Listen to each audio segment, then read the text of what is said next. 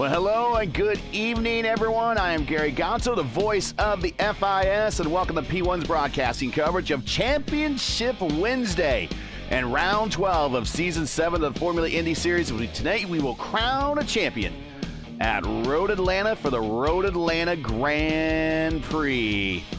For the final time this season, we're getting ready to take the grid. Qualifications currently underway. Joining me, just getting here in time, is Stevie Larkamp. Stevie, welcome to the show. And we're going to crown a champion one way or another tonight, whether that might be Caleb Benzie, who pretty much has this thing cinched up, or if the disasters of all disasters happen, then it's probably going to be Tyler Sherlock. But either way, we're crowning a champion tonight.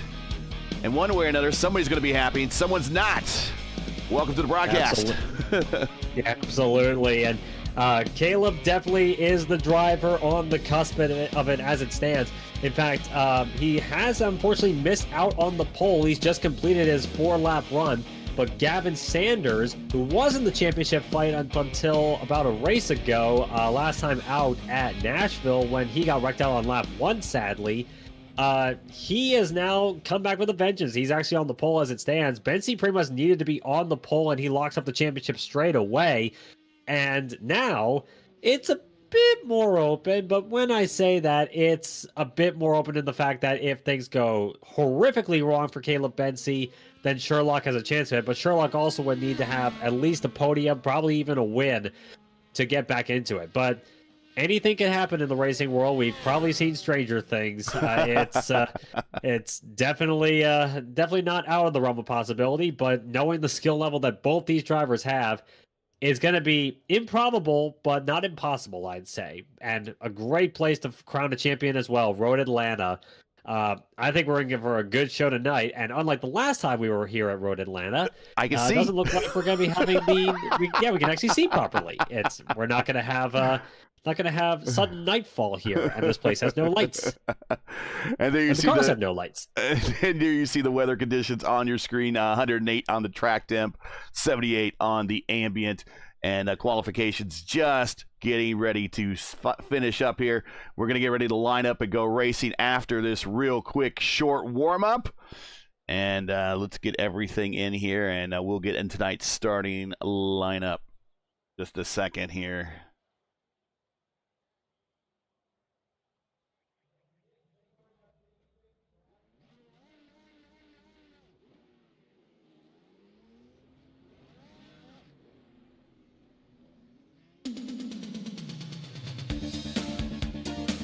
All right, and for the final time this season, your starting lineup, Stevie Larkamp.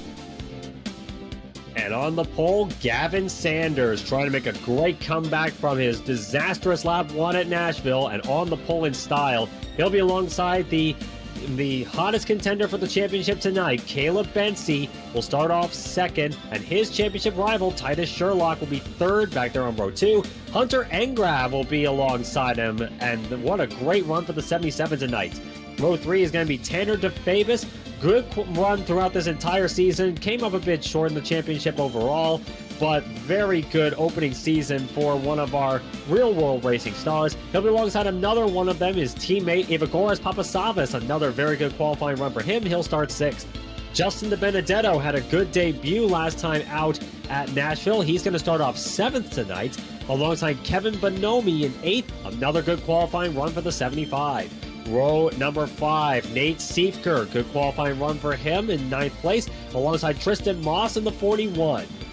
Row 6 is going to be Connor Nixon and Cody Claiborne. Row number 7, Sebastian Ciani and Kyle Allen. Row 8, Joey Selmans and JJ Wang. Row 9, Matt Johnston and Zach Fahm. Row 10, Gabriel Aslan and Tommy Roval. Row 11, Nick Goyette and Brian Labarge. Row number 12, Takeshi Kida and Dan Miglin. Row 13, James Watson and Drew White.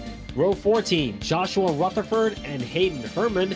Row number, 15. About that. Row number 15, Corey Rutherford and Matt Schlosser. Schlosser, the first drivers to not post a qualifying time. And final row of the grid, row 16, Griffin Yellen and Logan Spass. So 3 of the 32 drivers here tonight have not posted qualifying times. And there's some pretty quick ones as well. So let's see what they've got in store. But it's going to be 49 laps here at Road Atlanta.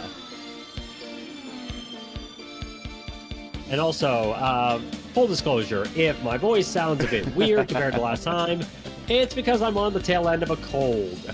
Yeah, not fun, but it's getting a lot better, thankfully. Hopefully it'll be over in like a day or two. And, of course, the last time we came to Road Atlanta was the infamous night race on a road course. That was October 4th of 2022. That was round 9 of Season 4. Caleb Benzie won that race. Mitch Welker came home second. Nate Seeker third. Nicholas Johnston in fourth. Gavin Sanders rounded out your top 5. Logan Spath was looking to... Yeah, he's looking to better that one. Logan Spath also on the top 10 there. He finished in the 10th position. Unfortunately, not a lot of drivers from that lineup are in this season, so that's about it. Mm-hmm. Yeah, this is definitely a very different grid from when the last time we were here, but still some old faces, old familiar faces in the series, still making their presence felt at the top. Gavin Sanders, no less one of them. Very good qualifying run tonight, and I think he's always had a liking for this place. Most people do. And on the pole tonight, let's see if he can hold on to it. Caleb, though, he may have the championship locked up, but knowing Caleb, he's going to put up a spirited fight, no less. That is Gavin Sanders' 13th career pole, and that is a second all-time. Mitch Welker still the leader. Jeez, look at this. Watching a lot of shenanigans for Rex on the warm-up. Mitch Welker is the career leader in poles with 17. So, Gavin, if he could keep it up for next season, might be able to equal and better that number. Unless Mitch comes back, we never know. You never know what happens. You never know. Here in the Formula Indy Series. I mean, it may make this even more interesting than it already is, having Mitch Welker back. Here are your points coming into today's race. There you see Benzie with the 425, the 372 lead over Titus Sherlock. And 314 for Sanders, 262, 208 between 4th and 5th. And 199 from Kosik Solwich down to 10th. They're all in lockstep there. One good finish might bolt someone up there in the order. Here are your amateur points. It's going to come down to Tommy Raval and Kyle Allen, 174 to 148 tonight. You see Drew White sneaking in there in 10th. I told you all you had to do is start one race. He got one turn, one lap with one race, and he managed to get in the top 10 in amateur points. So he might actually go higher tonight. He's in the lineup, had a pretty good qualifying run. So Drew White, he is 10th in points, but there you see the top 10. And then your team points before we're getting ready to line up and go racing here is Stowe Maroon with a pretty demanding and commanding point lead over Eclipse Competition, 592 to 478. I don't know if anyone's going to overcome Stowe's lead here, but we shall see. Getting ready to go racing. And we're gridding up right now. 32 cars in the lineup so far. I think a few of them will be starting from pit road, as both the front row is here. Rather awkward grid arrangement because the start-finish line is right at the start of the front straightaway, and you're lining up around the final turn. It's a pretty fast final turn, but still kind of makes it a bit awkward for people towards the back of the grid, especially in a big field like this. 49 laps here in Brazelton, Georgia. A sports car mecca. Hasn't seen IndyCars race here but in real life, but when they do in the virtual world, it is a treat. The revs are coming up. I can hear them. Green flag flying. We are underway for the final time of the season. Benzie with a good start. Titus Sherlock following him through there. He's on the inside of Caleb Benzie into turn number 1. Side by side. Fast sweeping right-hander here. Couple of cars off already. Gathers it up, though. No. That got tight there. Yeah, that was rough. Oh, contact towards the back there. Someone's spinning. Hunter Engrave. Hunter Engrave in trouble. Oh, man. Hunter Engrave with a qualifying in 4th and a damaged car, no less, to start this race. But everyone else, green away. Sherlock has jumped over Caleb Benzie, and so have pretty much all the Eclipse cars.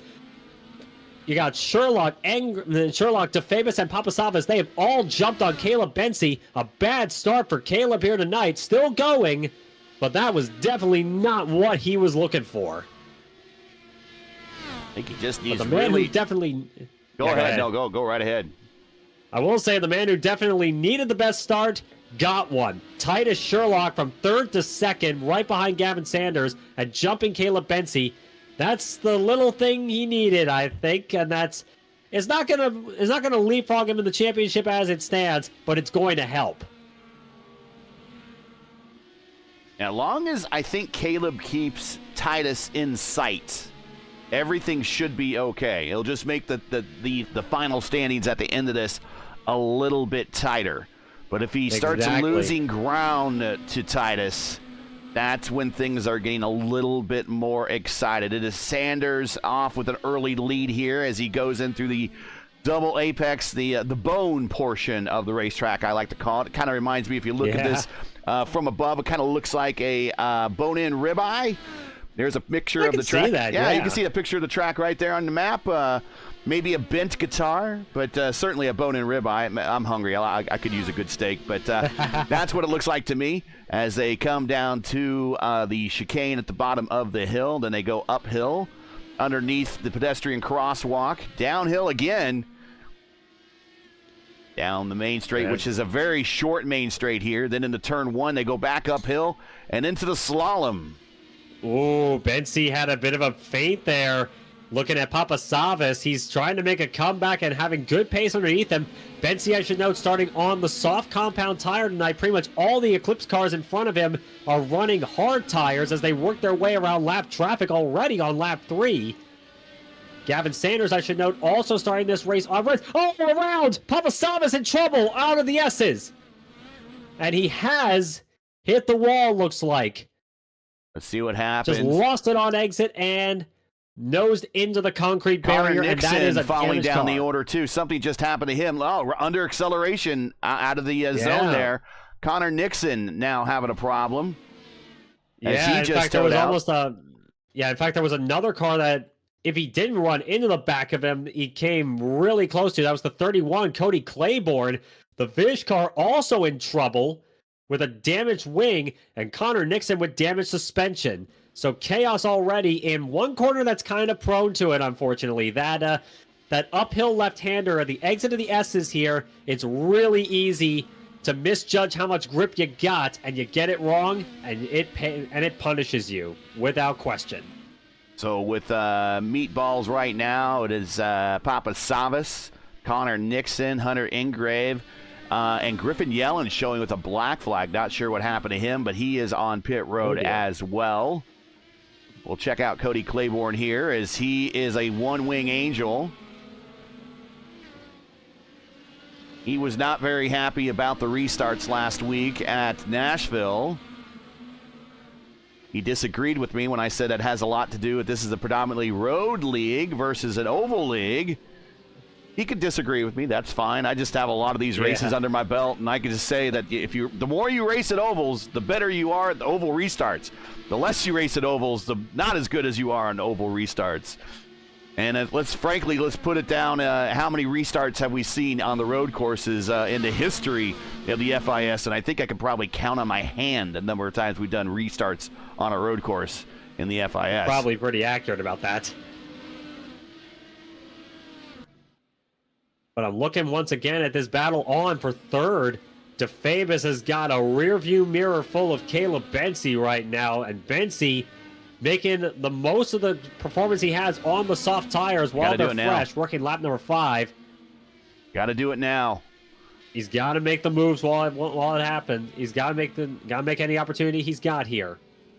He just set a purple lap not too long ago, right before a lot of that action happened with Papasavas. He went a 105.9. He's the only car in the 105 bracket. Yeah, and he's been running 106s even with the cars in front of him being a bit of a rolling roadblock for him as it stands. And it's amazing to really say that about someone like Tanner DeFamis and Titus Sherlock. They've been bad fast all season, and they still are, even as Gavin Sanders pulls out his gap as they come across the line to 1.9 seconds, nearly 2-second gap at the start of lap number 6. So Gavin, again, really making hay on the soft tires here, pulling out the gap, while the grip has not quite come up yet on the hard tires so far. So that's what these two Eclipse cars here are playing at, and keeping Caleb Bensey behind him as long as they possibly can while he is on the faster tire here, just to hold himself up and give their team as many chances as they can to hold him off in the long term. Titus Sherlock, it's not been mentioned during the broadcast at all. He is the defending champion of the Formula Super Series, which is going to follow us up here in the FIS here in a couple of weeks. You can catch them over on Turn 200 starting, that's a Turn 200 YouTube channel. You can catch them starting in May. Just pay close attention to the schedule and everything over on the Formula Indy Series, the Formula Racing Leagues now, I guess is what the parent organization is called, their Discord server. And you can learn more about that. But Titus is the defending series champion over there, so he does have momentum from that series coming into this season. Absolutely, and he's put it to good effect all throughout the season. It's got him on the cusp of getting him into a championship battle throughout pretty much all this season, and he is really shown his skills all throughout this year. Vinci on the button, just not a very good straightaway there to get a position. Here we come through the double apex. Sherlock goes super wide. Very wide there. DeFabus has actually got a run on him. Tanner is going to be looking, it's going to be on the outside going into the chicane. And Caleb, looks like Caleb's trying to try and follow up, and Brazilian cleared him on the road course. Brazilian cleared him there. And he does a fade. Close stuff there. They hold off Bensey for now, but Titus Sherlock loses that position he gained on the start to Tanner DeFabus. DeFabus looks like he has the grip underneath him to run after Gavin Sanders. That may well be the game plan at this point. Go for a win if you could possibly get it. As Caleb still stuck behind his championship rival Titus Sherlock, and Titus a little bit at the bottom there, the top of the S's. He's getting the nose in there. Do we see a pass down the long straight here coming out of the double apex? Oh yeah, go through fast right-hander here, and then a slow right-hander going onto the back straightaway. This used to be a bit of a landing strip for more non-questing things that we've seen. We'll talk about that later in the broadcast. Yeah. A little bit of clandestine activities. Little clandestine activities back in the 80s happened here. Indeed. As Bensey really close to the grass on exit there, using up as much of the track as he possibly can. Working lap number 9. Yeah, 9 of 49. Back a little bit further. J.J. Wang in 5th. Nate Seifer in 6th. Justin DiBenedetto in 7th. Joey Selmans in 8th. Matt Johnston in 9th. And our amateur points leader, or second in our amateur points division, Kyle Allen currently leads his points rival, Tommy Raval. He's in 10th, and Tommy is in 13th. Yeah, and I also want to mention, you mentioned J.J. Wang there at 5th. Started 16th on the grid. He's up 11 spots in just 9 laps. Well done once again by the 00. You got to admit, JJ has really come on strong this season. He's really picked up a lot of confidence, I think, in this car over previous seasons. Yeah, I have seen his racecraft improve over numerous seasons here in the Formula Indy Series. Keeps getting better and better and better. And after a season like this, and maybe another season if it keeps improving, we could be looking at podium finishes for this guy. And you know what they say, top 10s lead to top 5s, top 5s lead the podiums, podiums leads to wins, and wins lead to championships. So he's on a steady march of improvement. Here he is currently in 5th, leading former champion Nate Seifer and road course veteran Justin DiBenedetto right behind him. They work their way down through the S's. Diefker Closing right up on the gearbox right now of J.J. Wang, but pretty close tussle between these two. These two obviously have known each other for quite a while in this series. And Steve Kerr, a little bit of a getting closer and closer still as to Benedetto behind them.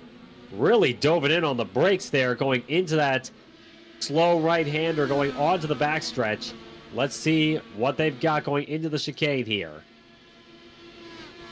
Steve Kerr perhaps not quite close enough yet, but this battle, I think, can stick around for quite a bit longer, perhaps, just like the battle up in front of them for third place between Sherlock and Bensey.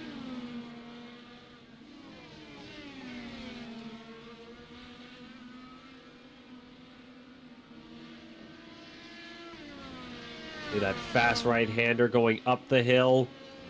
Bit of a blind entry here through the S's.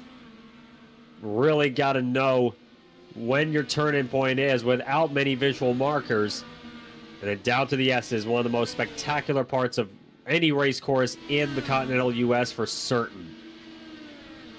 Now let's ride along with Caleb, and we'll talk about this course. This is down the straight. Then we go downhill into 10A and 10B. And then up the hill, and this little kink coming up as we crest the hill is 11. Then 12 right here. Now the main straight. And then we come into 1, and then we go up the hill. And this is where we're going to talk about the blind turn. The blind turn to start the S's. You don't see it. You just got to know it's there. And here it is, right there. Right there. And then downhill through the S's. Like a slalom if you're a skier. Then they get the 5 here. Really fun part of the track there. Very tricky uphill left-hander at the exit of it, too. Blast down the straightaway here. Third gear through this quick right-hander, and then down to first gear. A very tight left. Ooh, a bit of fight back there. Really easy to light up your rears. Onto the back straightaway. And I think it's the red tires, the alternate tires here, just not keeping the pace for Caleb now, as the prime tires have reached their prime time. Indeed, they have. The prime starting to come into their own. And that run into 10A and 10B, 182 miles an hour I was seeing before they get on the brakes. This track can definitely eat at your tires, especially if they're a soft compound. Lots of fast-flowing corners that take a big toll on them in the long run. And I think we're starting to see that on Caleb Bensey right now. The golden opportunity that he needed to get around DeFamis and Sherlock is gone for this stint. But we'll see if he's got anything else cooked up to try and get by him again. Because he may have, he may be in prime championship position as he is, but he still would want to get one up on those Eclipse cars in front of him. Top 4 have broken away to about a 12-second gap in front of P5. That second group led by J.J. Wang. They are just, they are a little ways behind now. It's Wang, Seifer, Benedetto, Johnston, Bonimi, Selmans. They're all right together pretty much. And then there's another gap just outside of Allen of another 10 seconds or so, and then it's Zach Flaum. So big gaps now have developed throughout the field in the very early stages. 14 of 49 looking through the order. I'm not seeing Logan Spass, so I'm not sure if Logan took the green flag or not, but it is worth shouting him out one more time. Logan, winner last week in the Elite Racing League's Warriors for Peace IndyCar Series at Long Beach. That is his first broadcasted league win ever. So congratulations to him. And now Gavin Sanders getting into lap traffic.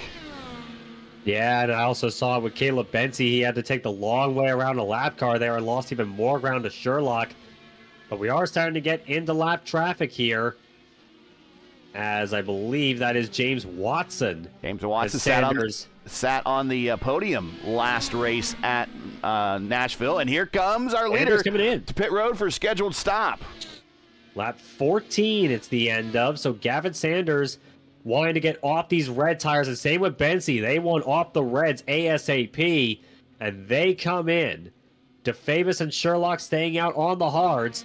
So these soft tires might not be the ideal ones for a long run. It's a little early to do a two-stopper. They need to do more along the lines of 16 to 17 laps here.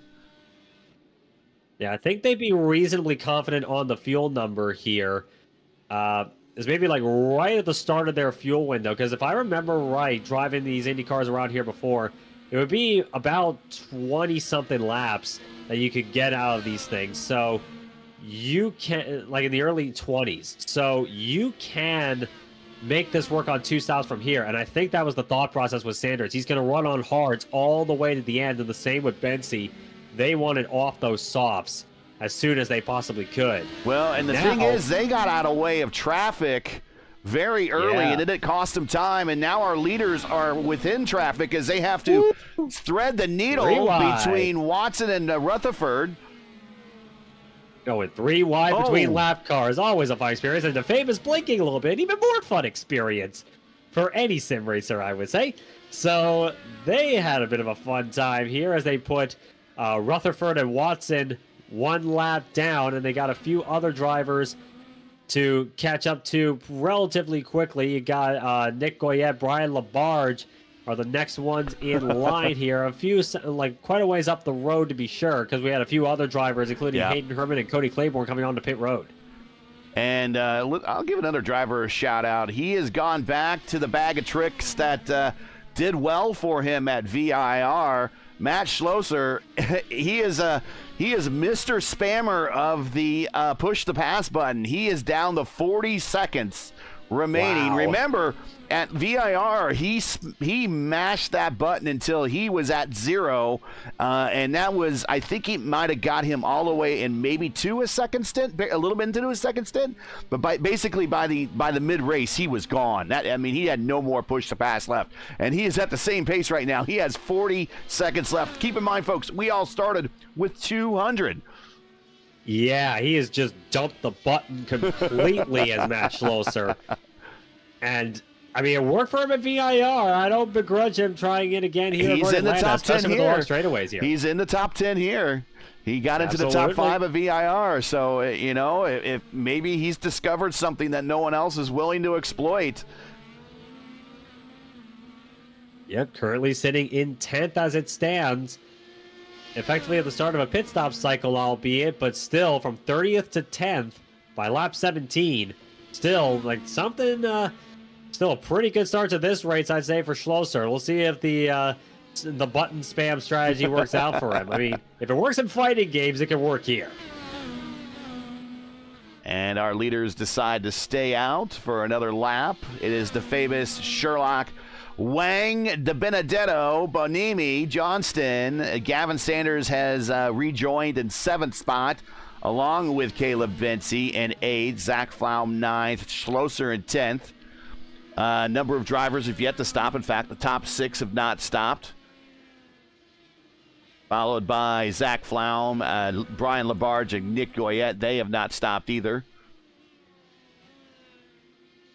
Yeah, a lot of them still waiting on it, and most of them start on the hard tire.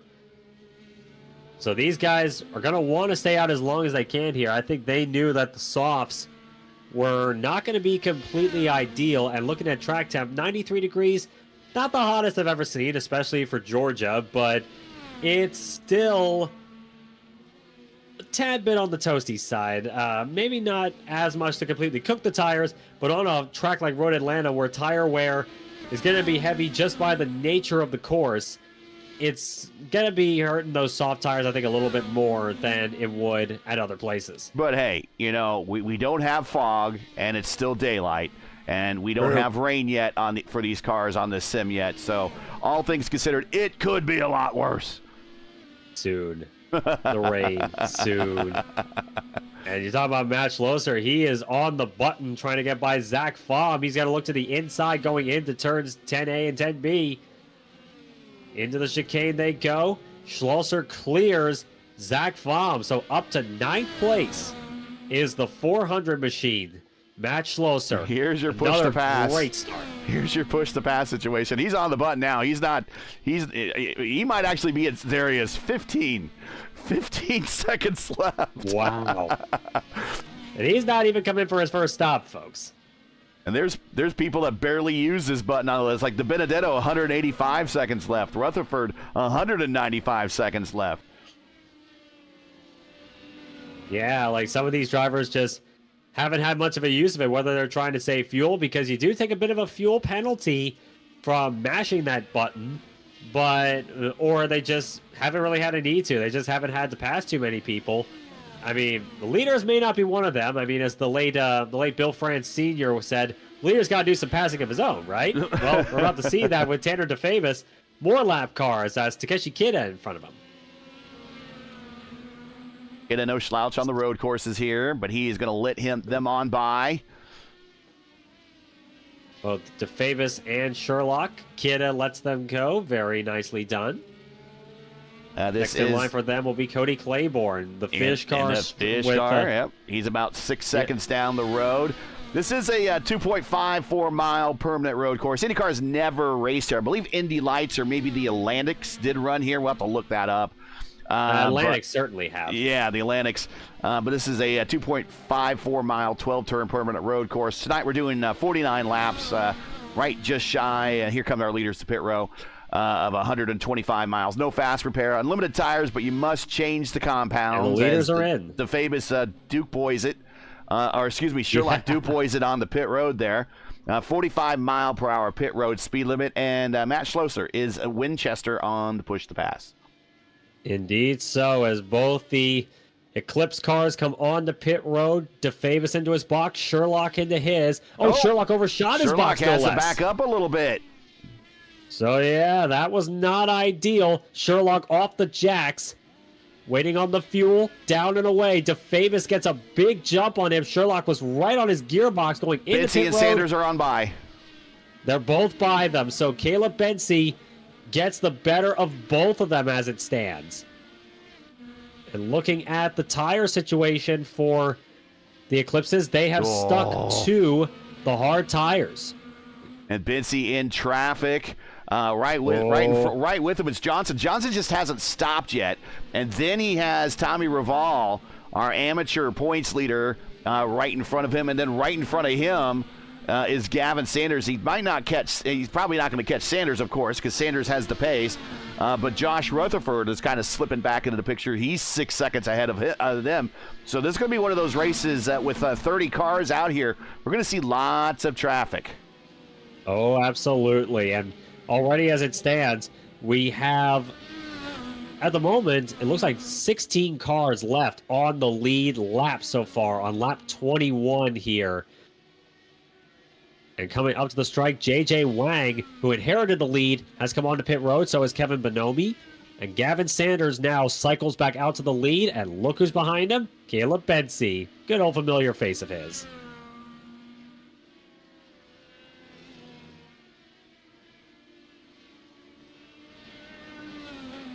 And speaking of Bensey, he has a rather antsy Tanner DeFavis, who just came off a pit road. Fresh tires underneath him, and look at the grip he's got so far, right up on Bensey's gearbox here. DeFavis has a lot of pace tonight. And here comes a golden opportunity for him. They're both on the button. Bensey defending to the inside. Push to pass, push to defend. Here we go. Here we go. DeFavis looks to the outside. He's going to get a nose on him going into the chicane. Tries to outbrake him around the outside. Brazilian clears him, but gains the spot. So Bensey and DeFavis up into second place out on the track. If you're enjoying the coverage of the Formula Indy Series tonight and you respect the stream, please do us a solid. Make sure you support us by subscribing. And while you're at it, don't forget to smash like and click the bell so don't miss out on future P1 iRacing broadcasts. Early stages here, lap 23 of 49. First pit stops are done. Gavin Sanders, your leader. He is third in points. Pretty much has that locked up. Tanner DeFabis, he's fourth in points. And Caleb Bency, there is your points leader, currently in third. If they were to finish like this, Bency will be your Season 7 champion. And he becomes the second two-time champion here in the Formula Indy Series, joining Mitch Welker. Very elite company there. Welker, of course, was spectacular when he was racing here. And it's something we mentioned earlier that if Welker was here with not just your Sanders and Bency's, but also your DeFabises, your Sherlocks, and all these fast talents that have come in here from the real world of auto racing, from the IndyCar Road to Indy, as Bency... Oh, nice. He gets his nose there, but he gets forced off. Forced into the grass there. Those cones did not get knocked out there, so I don't think he got damaged there, but Bency forced off the track. Yeah, so those cones used to be a solid object, and I've noticed that the cones in these games anymore are no longer solid objects. The cars pass through them because I believe cars were picking them up and they were doing damage and they couldn't shake them. So they've just decided to make them objects on the racetrack that you could pass through, and that was fortunate for Caleb here, because those cones could be caught up underneath his car and slowing him down or possibly damaging the floorboard. I've had that happen too, and it's so annoying, especially from the cones that were up here at the top of the hill in Road Atlanta, especially since they would scatter everywhere, and it was hard to not hit them when they went flying from another car hitting them. So it's kind of, so like from a player standpoint, it's kind of a blessing there, but for the hardcore sim guys, I'm sure it's may ruffle some feathers a little bit, but it makes the racing that bit more interesting from our end, so I'm going to allow it. So Bency trying to recover from that whole moment there. He had a great run going, trying to take DeFavis on the outside. Not quite enough to do it, but let's see if he can catch back up. He certainly has pace tonight, that's for sure. And Titus is actually pulled up to him now a little bit because of that incident. Don Golden in chat asked, why the requirement to use two different types of tires? That's really just an IndyCar requirement that you see in the rules and regulations. They must switch compounds during the race, so it adds to the strategy. Do you start off with the soft tires and go fast early and then go slower in the middle of the race or in the late of the race? All they have to do is use those red tires once, or use the, or if they even want to use the prime tire, which is the black sidewall tires. All they have to use them is for one stint. And a stint really is qualified as, I think in the series, as 2 laps. So if you stay on the reds for 2 laps, come into pit road, and immediately switch to the primes and spend the rest of the race on the primes, you've met the regulations. Those are the rules, and that's that is what these drivers kind of strategize their entire race around. It's saving fuel, maximizing fuel mileage, and what tires should I start on and what tires should I finish with. Exactly, and that's always the game you play here. Some people may want to try a different strategy. Sometimes it works, sometimes it doesn't. It adds to the excitement by way of really making it so you have to think about the moves you make in the long and short term.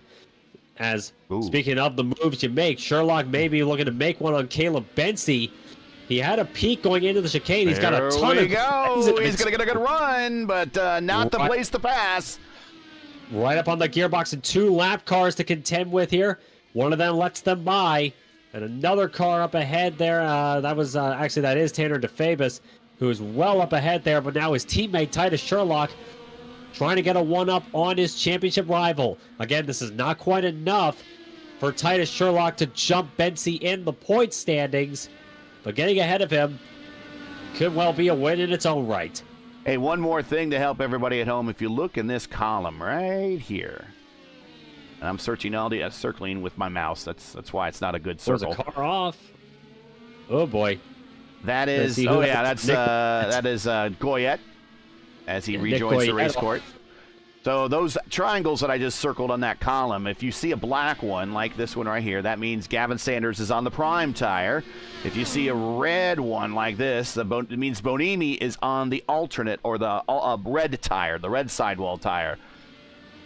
So yeah, the black one is the hard compound that lasts longer. Yep. The red one is the soft compound that's faster but doesn't last as long. And there you go. There's Bonimi right there watching him, giving you an example. Red sidewall tires right there. And then we go back up to our leader, Gavin Sanders, and notice no red sidewall there. It's just black sidewall. That's the as we call the black tire, the prime tire.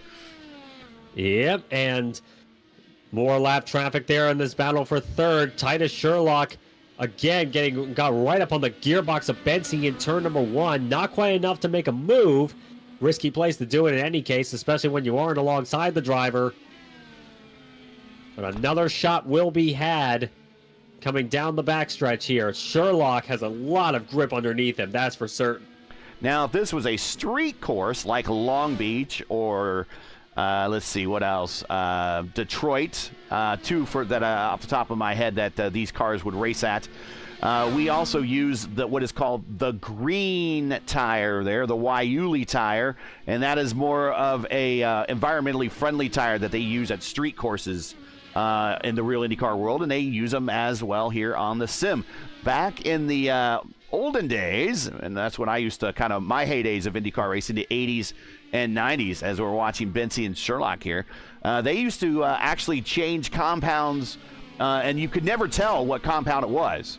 But they used to be able to change compounds on the ovals. Oh, yeah, absolutely. That's something that a lot of people forget, is that you didn't have like one kind of tire for the whole race. You had to pick and choose, because Firestone and Goodyear, they would give you like a whole bunch of options to choose from. And it was, but the thing was, nobody really knew about it. It was just one thing that had to be explained by the announcers without any visual evidence. But now we got that. Even if we only have one tire manufacturer. Yeah, I'm about to say, and that was days of the tire war. Here's a pass for position. Possible championship implications. Careful, boys, at the bottom of the hill. Here we come into the chicane, and Titus Sherlock gets the spot. And Bensy trying to get the run back again, going down the hill. Very easy place to get a cutback move going into turn 1.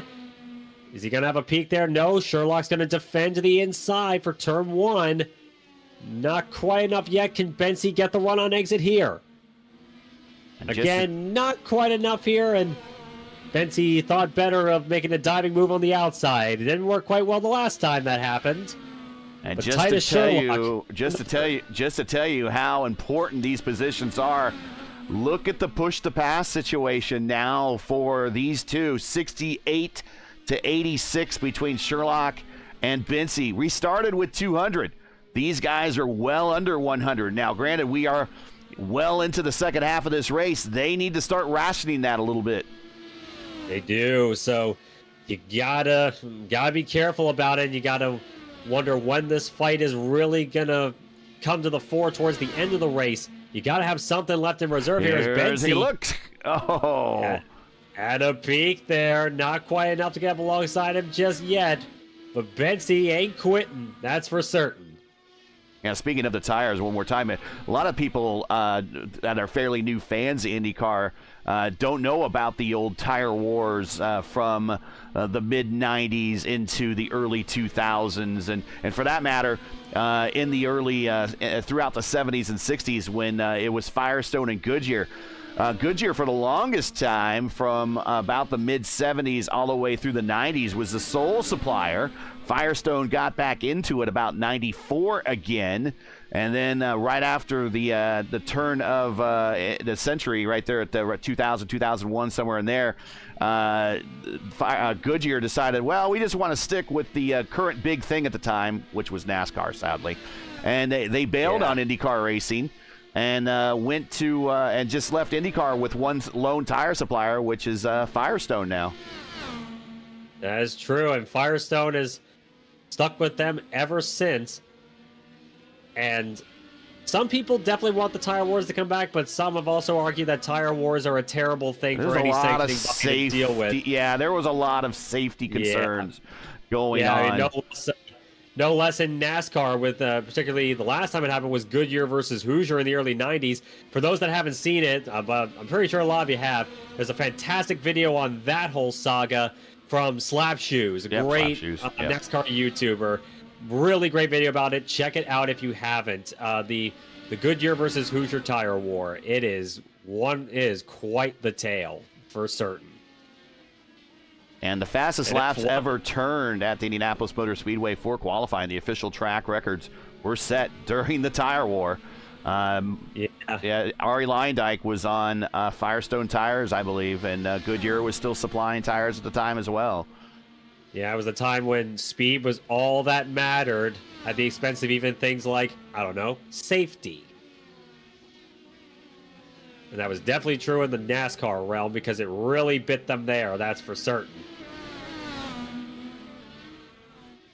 And even in Formula One, it even stuck around until the late 2000s, the whole tire war. In that case, it was Bridgestone versus Michelin. And Bridgestone just so happened to own Firestone, and that led to its own sort of fiasco in 2005. With the U.S. Grand Prix, and actually the data they learned, that Bridgestone learned from the Firestone division with IndyCar, they were able to apply to their tires at the U.S. Grand Prix, and they were able to hold up under the high G loads, whereas the Michelin tires at the time did not, and that kind of led to the whole downfall of the U.S. Grand Prix at the Indianapolis Motor Speedway. But it certainly wasn't for Bridgestone lacking doing their own homework, and whereas Michelin did not.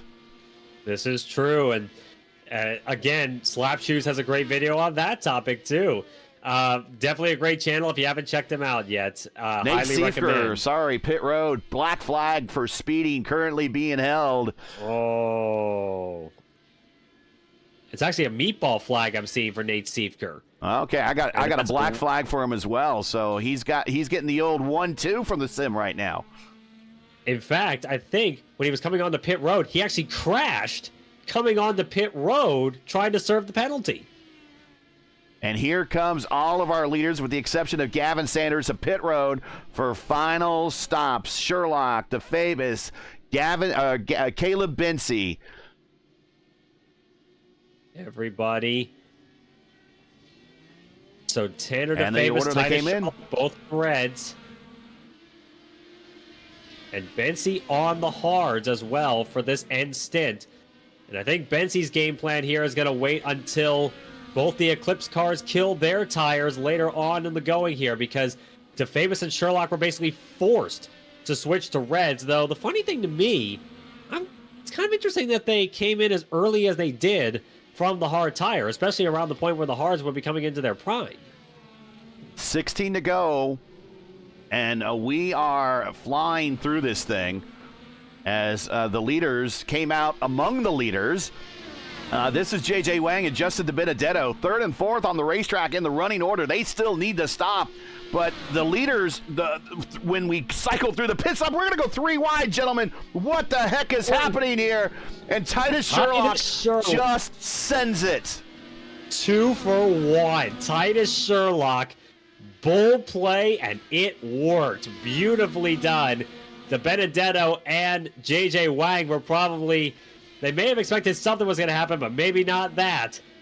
And they see that 311 just take off into the distance here, as now they look in their mirrors, all three of them, and they see another fast driver. Caleb Bency is starting to creep up into the picture as well. Yeah, they are 13, 14, and 13 laps respectively into their stint, so they're due on pit road anytime, but Caleb needs to be very patient here, because he is racing people. Well, the first car is Bonimi on the alternate, so his tires are probably shot, and Caleb needs to be very patient here, not run into a mistake. Bonimi gives him room now. Caleb to the inside, coming down the straight into 10A and 10B in the chicane, and he will get the position. Bonomi lets him by. Lets him have it. Next up, DiBenedetto and Wang, and look at DiBenedetto making the move on the inside of J.J. Wang into the final quarter. Bold play there, and it worked out too. Tanner, purple lap. Careful. Here comes Bency. Tanner went a Wang 105.6. Yeah, Wang actually lost a bit of ground there, and now getting back up there on DiBenedetto, and now Bensy sees this situation, wants to get by these guys as soon as possible, but you said before, he's got to be patient about this one. These two are in a tussle for a top 10 spot regardless, so he's got to be careful how he plays this one. Careful but aggressive. It's a delicate balance to strike. And you don't want to, while these two are racing, they might get into a little bit of a tussle, and then the third car, the closing rates are extreme in these cars. And don't like that, just like that. Here we go. Oh, we're going to go 3 wide again this time. We're going to repeat it from a couple of laps ago, down the hill into 10A, 10B. And Caleb, get it 2 for 1. Bensy gets it done around DiBenedetto and Wang. DiBenedetto was kind of the big loser in that one, lost 2 positions in about the time it took you to say it, and lost out a bit of ground to JJ Wang. But Caleb Bensy, brilliant move, and we've seen some brilliant ones all night tonight. Well, fantastic. I would have said take that, Titus Sherlock, on behalf of Caleb Bensy. Titus just goes, I'll just throw up a purple lap on that lap that Gavin goes 3 wide in the 10A and 10B. So Titus Sherlock now has the extra point right now for the fastest lap. 105.5. Very fast times around here. The pole time was a 104.9, and for the record here, the all-time race lap record, official lap record here at Road Atlanta, was 107 even, set by Christian Klein in the, remember this car, the Peugeot 908 HDI FAP, those diesel prototypes of the late 2000s that just crushed everything with their fuel-efficient diesel motors. That was at the 2008 Petit Le Mans, the flagship event here at Road Atlanta, and man, that car was like one of the cars I first saw when I was getting into sports car racing. It's still an icon to me. Leader in traffic again at the moment, but getting out of the way. Hey, if you're just joining us, this is coverage of Championship Wednesday of the Formula Indy Series coming to you from Road Atlanta for the Road Atlanta Grand Prix, where we have 12 to go with Gavin Sanders, your leader. We have 49 scheduled laps, so we're well into this thing. Thanks for watching. Don't forget to like, subscribe, and click the bell for notifications. The next race for the Formula Racing Series will be round 1 of their Formula Super Series on May 12th. Coverage will be over on the Turn 200 YouTube channel. A link for their channel is in the description. Check it out. Thanks for joining us, everybody. Also, in December, P1 becomes a primetime home for Happy Hour at the Brickyard, your nightly destination for all the action leading up to the prestigious PRI Hoosier 500. The last kiss of the bricks for 2025 starts right here on P1. The countdown is on. We're about 250 days out, so pucker up and don't miss a second of the action. Like, share, and subscribe to stay locked in, and we will see you in December when we go qualifying and racing for the Hoosier 500, sponsored by PRI. A lot of these guys in the lineup might be in that lineup later this year. It'll be the biggest 500 event, non-official event, that you'll see all year long for these cars at the Indianapolis Motor Speedway. Check it out later this year, December, right here on P1. 11 to go. Gavin Sanders, your leader, and he is out there by a ton. It might as well be 3 miles, but right now he is 1.8, in front of second place. And Tanner is stuck in traffic at the moment. Working his way around Zach Fahm. In 14th place, we got 13 cars left on the lead lap as it stands. We have not gone through the top 10 very often, but it is Sanders. He's not got a lot of TV time because really the championship fight is kind of what's interesting to everybody right now. DeFabus is second, Sherlock is third, Bensy fourth, Wang in fifth, DiBenedetto sixth, Matt Johnson seventh, Kevin Bonimi eighth, Matt Schlosser, he is out. The button is Winchester for him. He is ninth. Joey Selmans, he is 10th. Kyle Allen 11th. And Cody Claiborne in the Fish car in 12th. He's your second amateur right now in the running order. But Tommy Raval back in 19th. He is our amateur points leader, whereas Kyle Allen's at 11th. So that's going to make that battle a little bit closer. Stick around after the race. We got 10 to go. We're going to have extended interviews. We're going to talk to the podium. And then we're going to talk to our drivers champion, our amateur champion, and our team champions before we wrap things up here tonight. So don't go anywhere. You'll want to hear from all of them. And then maybe if one of the admins want to pop in and talk a little bit, they're welcome to join us as well. So extended post-race coverage. Don't go anywhere. Right here on P1 here later tonight. Sanders starting to open up the gap on DeFabis. DeFabis has a lap car to contend with. There he goes. Lets him go here. But the battle starting to be rejoined for 5th at the moment. JJ Wang has got Justin DiBenedetto back in his rearview mirror yet again. Getting towards the end. DiBenedetto about 3/10, about 2.5 tenths, I should say, faster than JJ Wang last time around. Can he catch up to him before the end here? DiBenedetto's been consistent all night, very strong. Started 7th, currently 6th. Can he go one step further and gain a top 5 in one of his first starts of the season? He's been here for a few races now, but a top 5 this early on in his career in this series, a great start to say the least.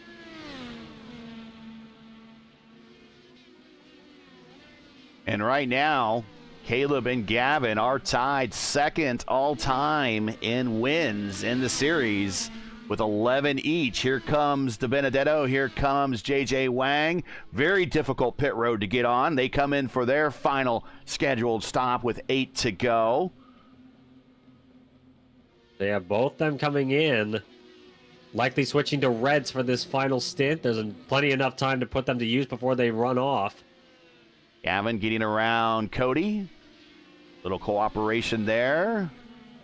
Tanner still needs to get around Cody. I wonder if Cody might drag the brake a little bit, make things a little bit tougher for Tanner. Yeah. If Gavin gets the win, he'll move into second place all time in wins, still behind Mitch Welker, who has 17 here. Again, maybe next season these guys could have put a salt on those records unless Mitch returns.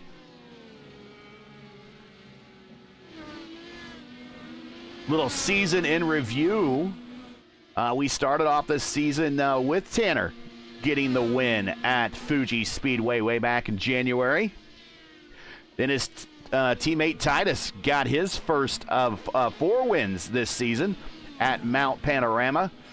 Gavin got his first of 2 wins this season so far at Texas Motor Speedway Round 3. Titus got 2 wins back-to-back at Misano and Sebring. And then the Caleb Bency assault started.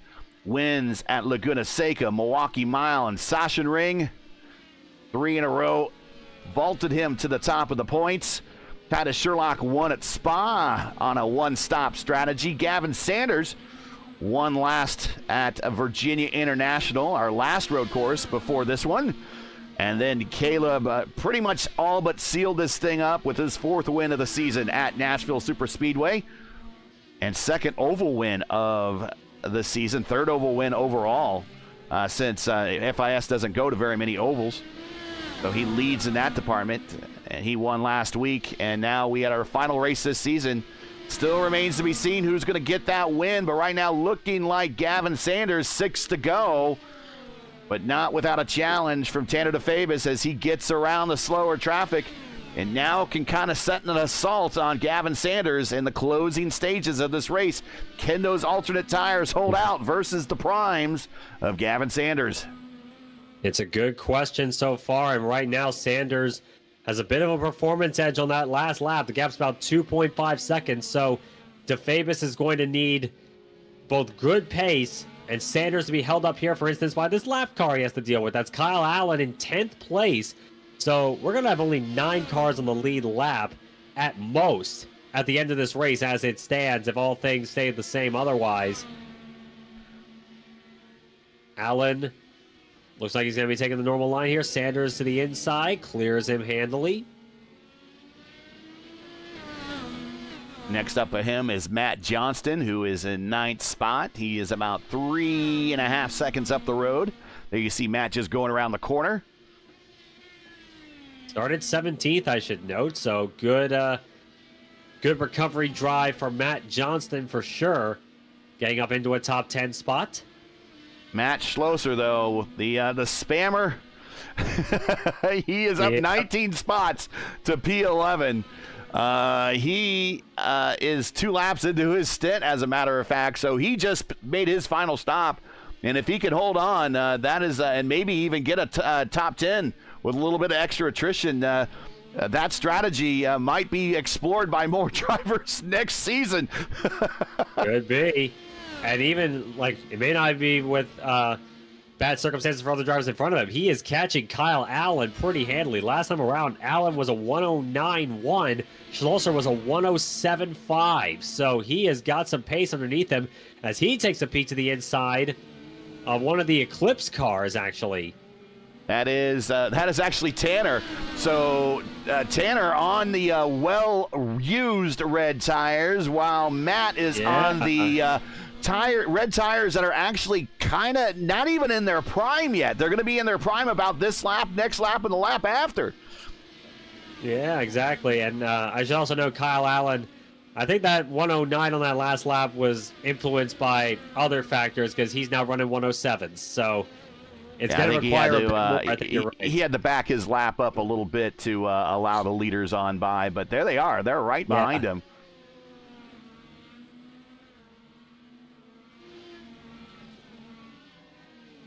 And the last thing really that Tanner wants is to be dogged by lap traffic that is faster than him at the moment. But if you're looking at, absolutely, I mean, the picture doesnst lie. Matt's a little bit faster than him right now. Yeah, like this is an interesting scenario, I'd say, as Schlosser again getting a run on Tanner DeFavis. Not quite enough to get up alongside him just yet. But it's really saying something when lap cars are taking the fight to a really fast car on a podium position. Free to go. And a very, very fast race here today. Hey, P1 Broadcasting is excited to announce a brand new crown jewel level event for the iRacing IndyCar community. It's a 600-kilometer, 186-lap battle at Michigan International Speedway on June 7th, 2025. It's an all-star, invite-only roster of the IndyCar iRacing community that will take the grid, competing for over $200 in prizes, well over $200 now. Stay tuned for more details and entry applications. June 7th at Michigan will be a race to remember, and it's quite possible you'll see members of this roster and the FIS in that lineup. So keep your eyes open and pay attention to the channel. Battle for position. Caleb and Titus back for third. And Caleb with the newer, with the more prime tires than the older reds that, Titus was on. And he got squirrely, but that's going to allow Caleb to pull away. And that might be the nail in the coffin to seal this championship up. It probably was at that point as Bensy gets by Sherlock. It's really being ahead of him in any capacity would have been enough to seal the championship well ahead of that. And now, just a lap and a half to go. Caleb Bensy locking up the championship after a spectacular season. Intense competition all season long, and Bensy has withstood it. Fantastic.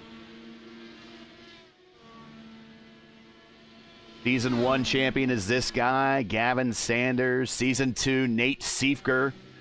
Season 3, a guy we don't talk about an awful lot. That was Michael O'Brien, Emo.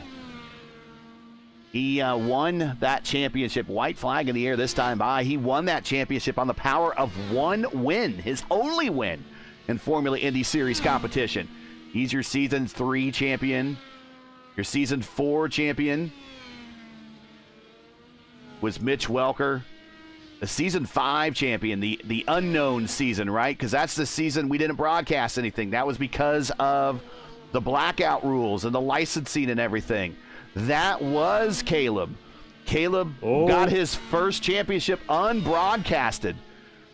Oh, wow. And I'm seeing a pretty close tussle there. J.J. Wang and Kevin Bonomi and Justin DiBenedetto, they've gotten into a big fight here. And in fact, Bonomi went off the track in the chicane. in the midst of this fight. Wang now leads it on the final lap of this race. Battle for position. Here's for second spot. Caleb gets Tanner DeFavis coming down into 10A, 10B. Oh my goodness, and on the hard tires. Oh, and DeFavis had a peek into the final corner, but Gavin Sanders across the line to win, and Caleb Benzie in second place locks up a championship. DeFavis settling for third, Titus Sherlock fourth, but Caleb Benzie is your Formula Indy Series champion. Not to be outdone, here comes J.J. Wang. Right behind him is Bonimi. Right behind him is Di Benedetto, excuse me. Di Benedetto's going to take a stab at him here in the 10A, 10B. No, and that might be his one and only chance. We'll see. He's got a good pull off the corner. Down the hill he goes. He's got a nose on the inside of the final corner. No. And Di Benedetto wrecks across the line. Here comes Matt Johnston. Matt Schlosser, he has taken the checkered flag already. He was one lap down, so Johnson is the last car on the lead lap. He'll turn the last lap under anger for this season in the FIS. He will come home in 8th.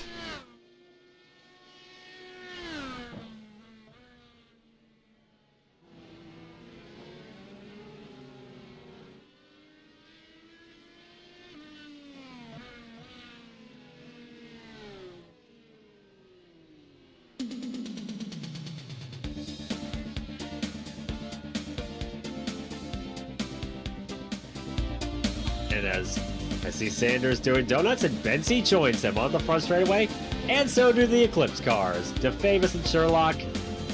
Well, it was a good finish for them. We're going to see how the points championship shakes out. Gavin Sanders, your winner. Caleb Benzie is second. He is going to be your Season 7 champion.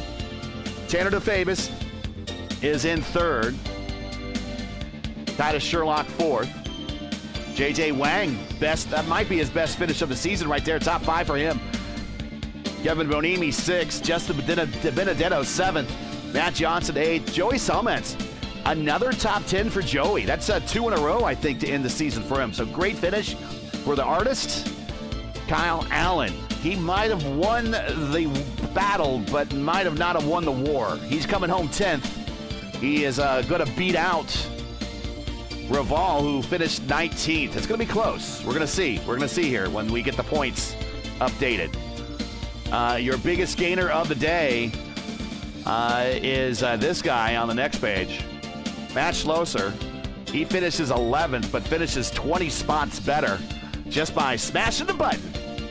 Kidda in 12th, Flaum 13th. Zach needs to go update those points here for us. Cody Claiborne in the Fish Car 14th. LaBarge in 15th. Good run for him in a top 15 position. He improved 7 spots. Goyette 16th, Miglin 17th, Watson 18th. Tommy Raval, we're going to see if he can hold out in the amateur division. He is 19th. Rutherford is the last car running out your top 20. Hayden Herman, Nate Seifger, Corey Rutherford, Gabriel Aslan, Drew White, top 25. Moss, Papasavas, Nixon, Gianni Yellen. One of these drivers had issues one way or another this race, unfortunately. That's your top 30. I think that's it. Ingrave and Spath round out the top 32. Ingrave, I don't think made it through the first lap before someone, I think, ran into him. And that is Spath did not even get to start, sadly. Yeah, Spath did not get enough, did not start, but he's going to get credit for 32nd in points, so he'll get something out of this.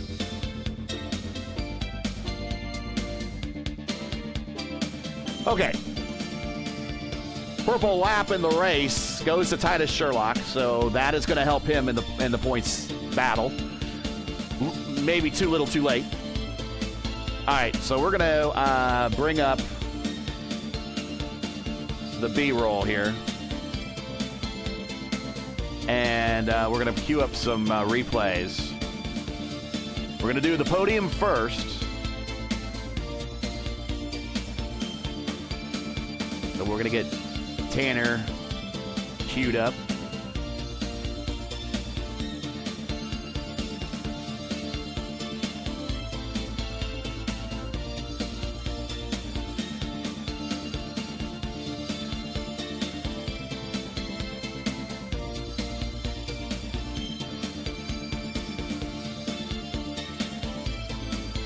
Okay.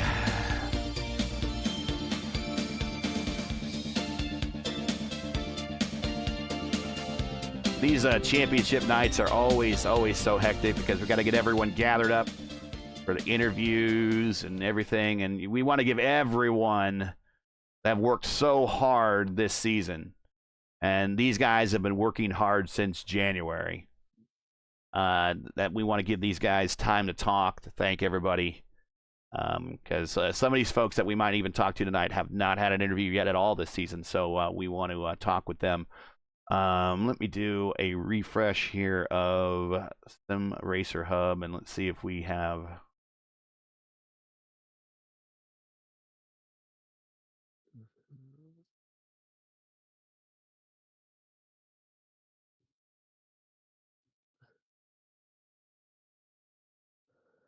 Okay, yeah, we have. And the points situation for the standings. It will be, your champion will be Caleb Benzie by 60 points over Titus Sherlock.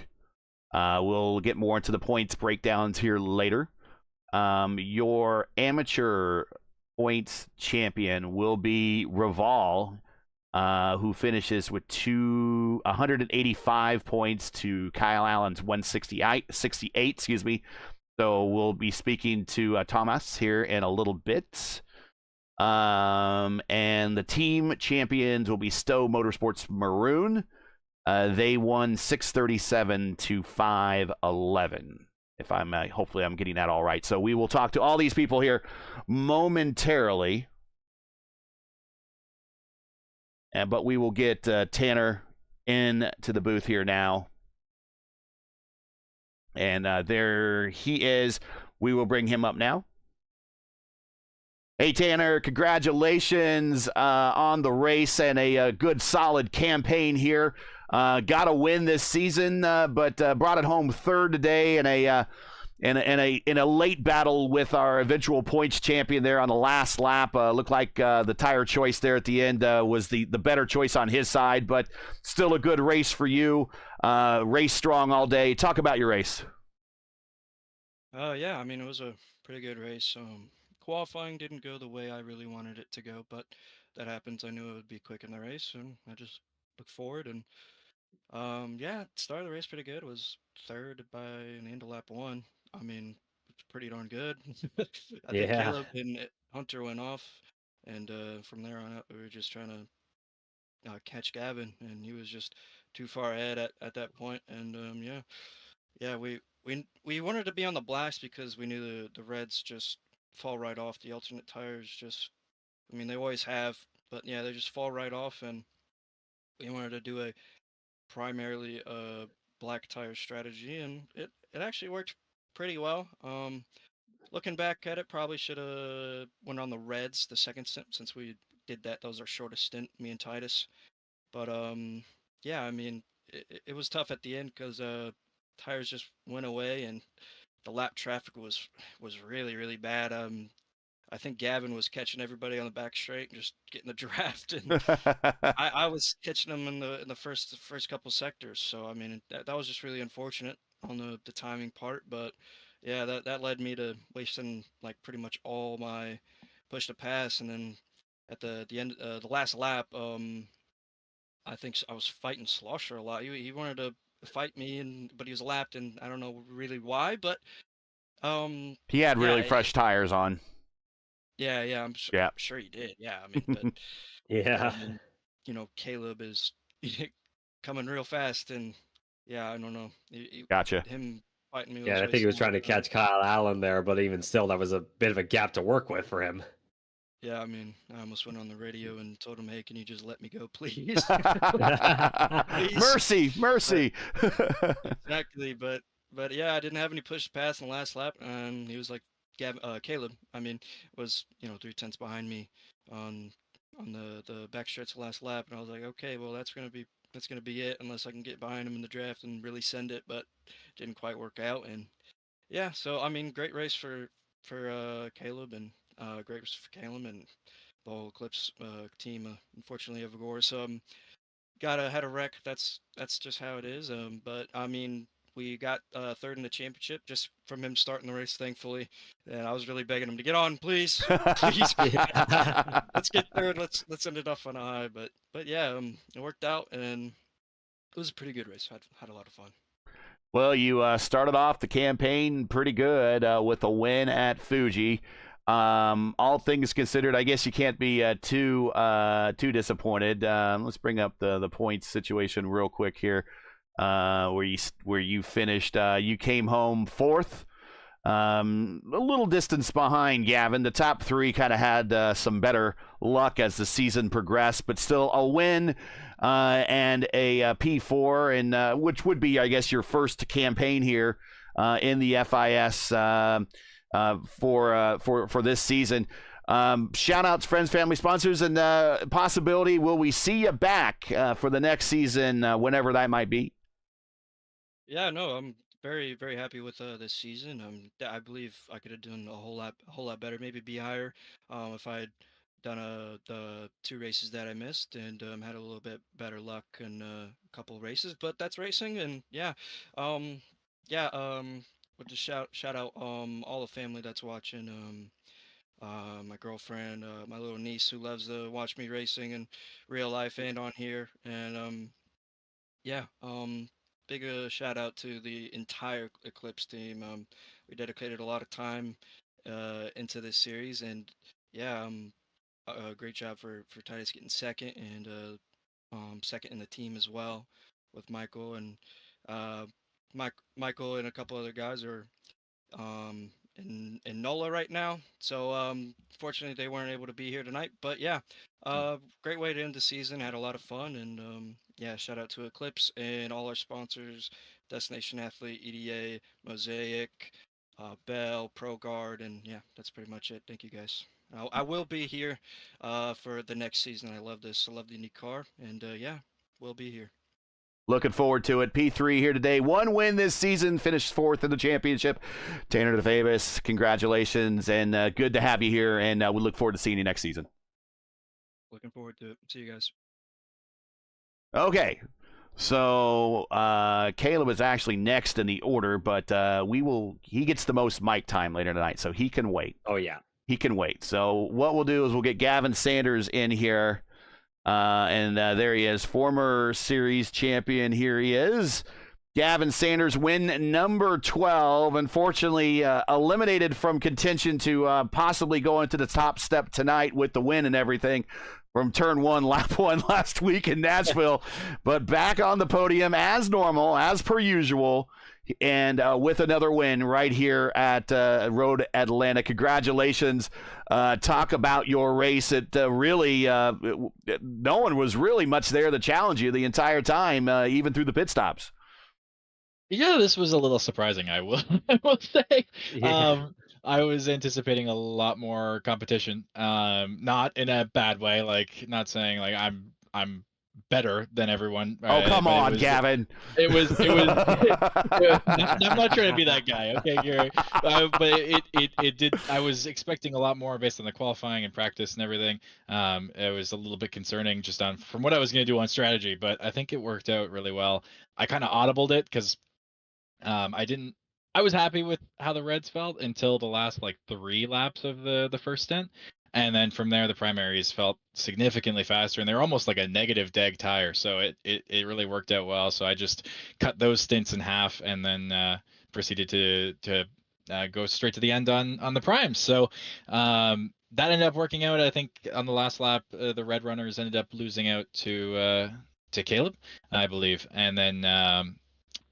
Yeah, at least I managed to audible the correct strategy, and it wouldn't have really mattered all that much regardless. But yeah, it was exciting, and obviously congratulations to Caleb on the championship and to Tommy on the AM championship.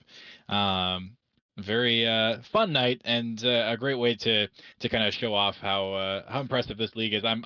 We were just reacting to it. We were honestly shocked that the last race of the season in a very competitive league and everything, and 30 the points people. were.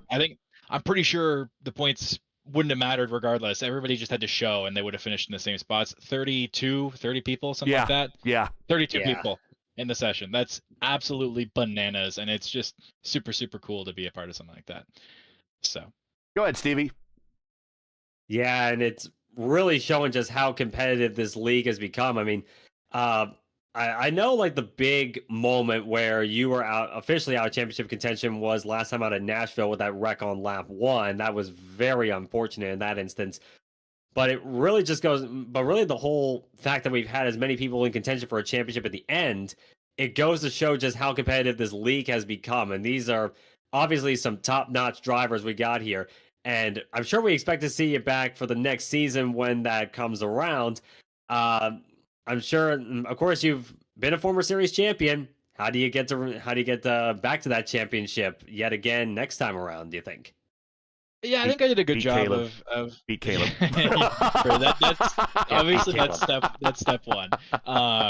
But obviously, I felt like I did a really good job of being consistent throughout the year and making sure I said it a few times already, but just making sure I get an interview at the end of the night and then taking a look at the standings and going, oh, that's not that bad. So I think that's obviously a massive factor in it. I missed one race. I got DNFs at 2 races, and that definitely doesn't help. Obviously, when you look at the points, that is the gap. So that step 2 for me would be attend, and that's about that. I think there's nothing else really else I can do besides just show up and give my best, and that's kind of it. But and then obviously my computer. Oh, so that would have been, what is that, 3 DNFs? Anyway, whatever. Regardless, I mean, did anything I help? Did any of the help I gave you help out? Yeah, it did. Okay, good. The last thing I want to do is give bad PC advice. It was a hardware issue, not that. But I love my powered USB hub, so thank you very much. But yeah, so I think it was a season of what could have been for sure, but I'm still pleased nonetheless. And winning races in this league is no easy feat, and especially whether it be ovals or road courses, I'm pretty content to come away with a few wins, and we'll see how everything goes next season. Let's see here. Season stats for this season. Finished 3rd in points. 98 behind the leader, but just 70 above Tanner. So you did a pretty good job at locking yourself into the 3rd spot, even with a kind of a subpar finish at Nashville. And then, of course, getting the win today kind of really helps out things. You have 3 wins this season. Wins at Texas, Virginia, and at Road Atlanta. I guess the key thing there, kind of going into the next season, is that you're finishing on the most momentum. 2 out of the last, or you won 2 out of the last 3 to close this season out. So I expect probably the next season you'll start off pretty good. But here's your career stat line. Besides your 1 series championship, is 65 starts now, 12 wins, 2nd all time, 37 top 5s, 43 top 10s. Let's see. You got the poll tonight, right? So yes, that is your 13th poll. And I think I said during the broadcast that is now 2nd all-time, still behind Mitch. Everyone's still behind Mitch. Everyone's but still behind Mitch, maybe with 4 more polls next year, you can tie him and maybe pull ahead next season. But that is your season stats, man. So all impressive. Always good to have you here. Always good to talk to you. Congratulations on the win. Shout-outs, friends, family, sponsors. Anyone want to say hi to before we let you go? Yeah, big thanks to Zach Flaum, Caleb Bensey, and Logan Spath for taking the time and effort week in and week out to manage this organized chaos and make sure that everything gets where it needs to be. Big thank you to you guys. I say it most nights, but the broadcasts are always phenomenal. You two are class acts, and it's always spectacular to be associated with so many awesome people. So big thank you to you for all your efforts, and buy Echo Blade on Steam. I'm not going to get to say it for like 6 months, okay? Just go buy it. Maybe Dakota needs to get on a podium more often.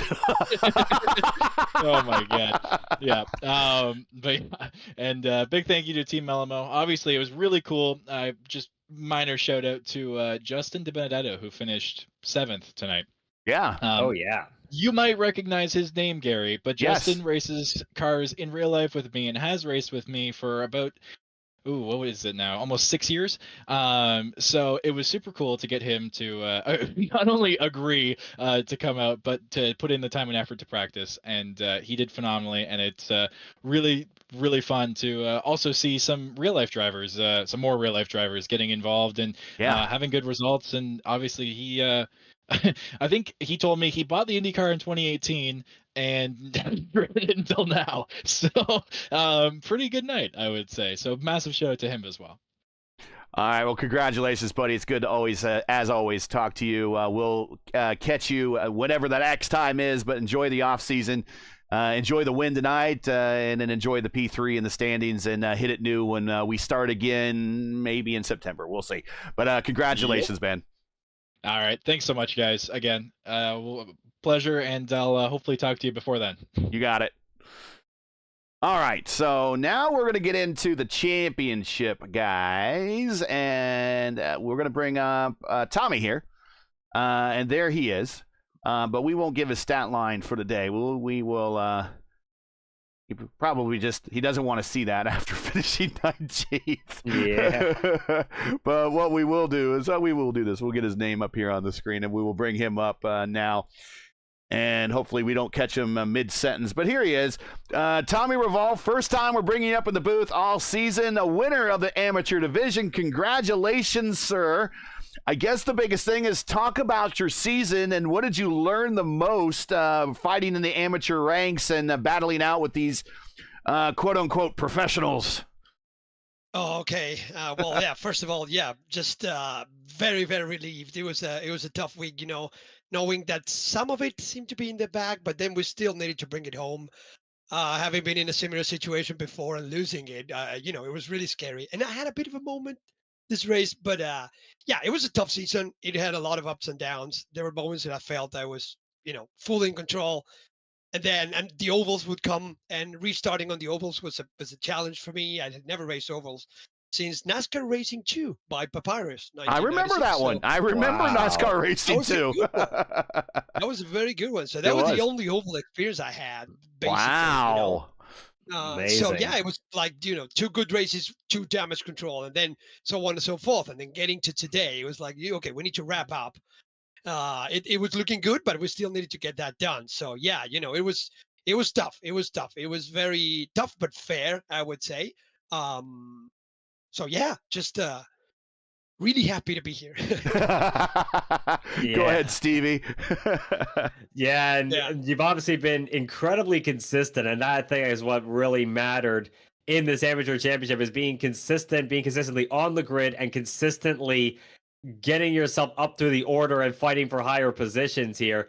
And it's pretty evident to me that a lot more better results can be had the next season as well. So what do you think was the main things that you took away from this campaign that you're going to bring into the next season, you think?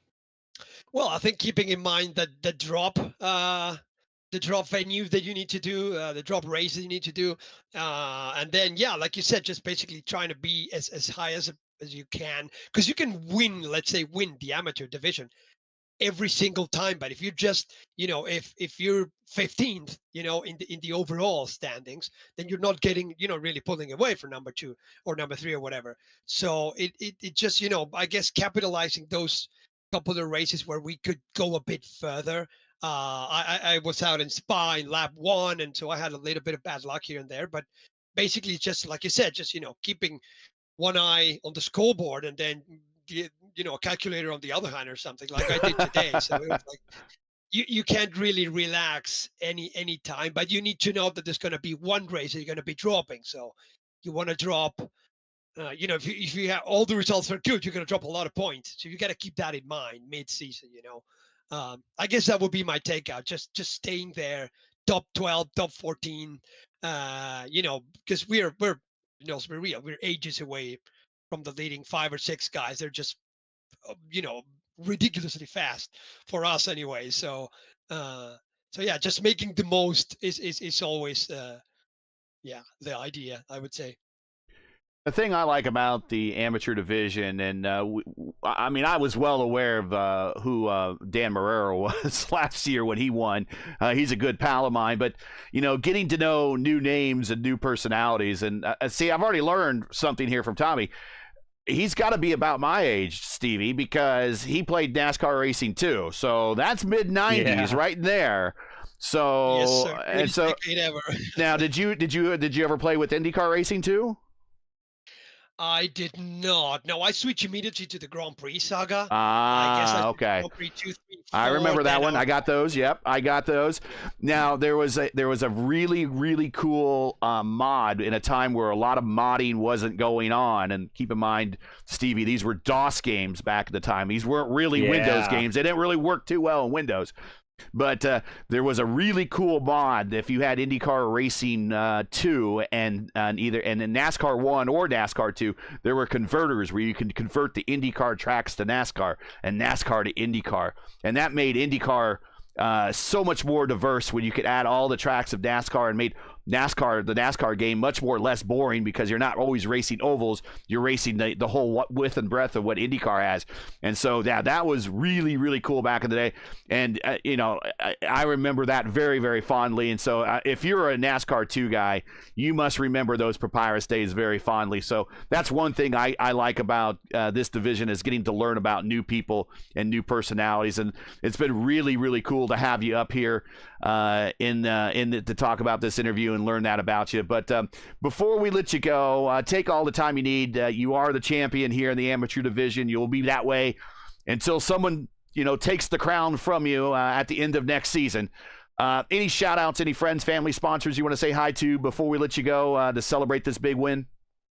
Oh yeah. Well, first of all, my team, OLF, we're quite a big team. I'm in Argentina. My pal Seb is in Brazil. We have some friends in Europe, all over Europe. So we do a lot of endurance racing. So shout out to them.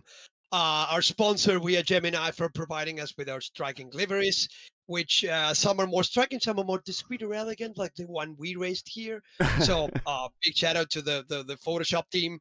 Amazing. And and my beautiful wife and my 6-month-old baby girl for the endless patience and the deep pockets they have for putting up with me and my crazy schedule. So and then just thank you guys for always putting up a very professional broadcast, and also the people down at FIS. Everyone's been very nice. And I need to say, last but not least, Kyle Allen, he really put me against the ropes today. I wasn't sure it was enough. And he did a marvelous end of the season. So kudos to him as well. And always the first to congratulate when things went my way. And I hope I did the same with him. So amazing sportsmanship from everybody. And looking forward to the super formulas. Well, hopefully we will see you when the IndyCars return, maybe later this year. But congratulations on the amateur division championship. You finished 12th overall in the season standings, but lead amateur overall. Congratulations. Good to finally talk to you. And, man, I hope we get the chance to talk to you more in the future. Congratulations, and we will catch you at the next one. Best of luck. Cheers, guys. Thanks. Again, I always love learning the new personalities that we haven't got a chance to talk to during the season. That was definitely one of them. Hopefully we get the chance to talk to Tommy more. So now let's bring up both Logan and Caleb. And here's Logan, and here's Caleb. And this is representing the team championship for Stowe Maroon.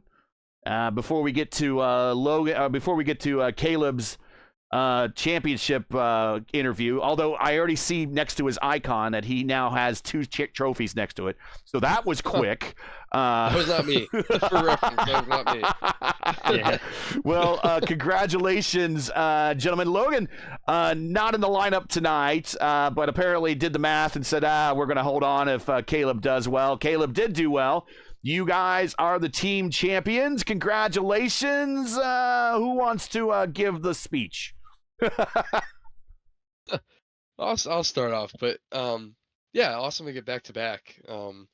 We've talked about it before, but I know Logan's come a long way over the last few years and stuff, and this season was a bit up and down, mainly because of just net code instance out of his control, and then even today, just scheduling conflicts and stuff. But still, I think it was pretty evident throughout the year that he still had great pace and still constantly improving. So awesome to, as a team, to be able to know that going into every race, we're both aiming for top fives, and both are more than capable of getting top five. So yeah, it's just pretty awesome to be able to put everything together there and still come out with championship despite some uh un not perfect planning situations, I guess. But yeah, happy to get done.